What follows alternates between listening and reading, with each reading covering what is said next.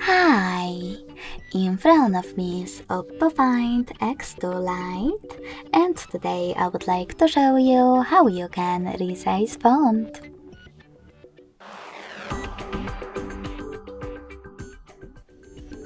Start by opening Devices Settings and scrolling down just a bit to access Personalizations. Then scroll down again, tap on Font and Display Size. Scroll down one more time and finally swipe left or right on Font Size slider in order to adjust it. You can check out Preview above. When you are finished, to save your changes, hit Apply at the bottom.